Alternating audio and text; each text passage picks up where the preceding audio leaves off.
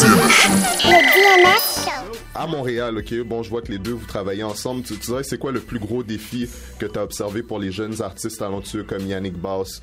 C'est quoi l'enjeu numéro un, la grosse difficulté que ces artistes-là rencontrent s'ils veulent émerger? Ben, personnellement, émerger, ça dépend de quel marché que tu vises. OK.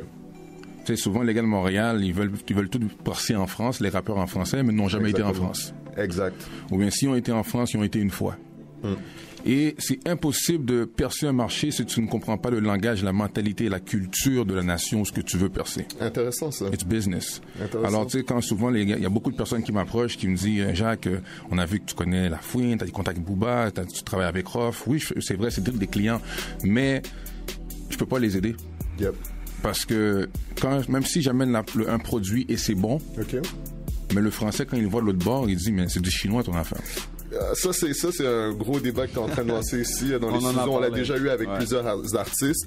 Et on a remarqué aussi que certains artistes montréalais, tu t'en es peut-être rendu compte aussi, ont essayé d'adapter leur accent, si on peut dire ça comme ça, au marché qu'ils ont essayé de viser. Qu'est-ce que tu en penses? Est-ce que tu penses que ça doit être nécessairement authentique ou que certains artistes québécois devraient modeler un petit peu leur accent pour plaire au public français, par exemple? Ben, tu sais quoi, ce que j'ai réalisé, puis personnellement, et je vais te dire comment je le vois, faut pas se prostituer. Hein. Non, c'est ça aussi. C'est-à-dire que tu dois garder ton identité. Montréal, le rap n'a pas d'identité montréalais. Okay. Quand tu vas à Harlem, tu vas à Brooklyn, it's not the same rap.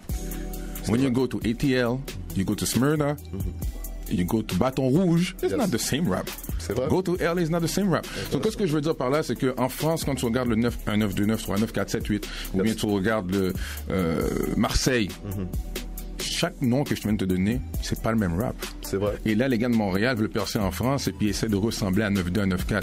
Ils disent, vous êtes fous, les gars. Ça manque d'authenticité. Ça marche pas. Alors, et ça, c'est un gros problème qu'on a. Et il n'y a pas d'union.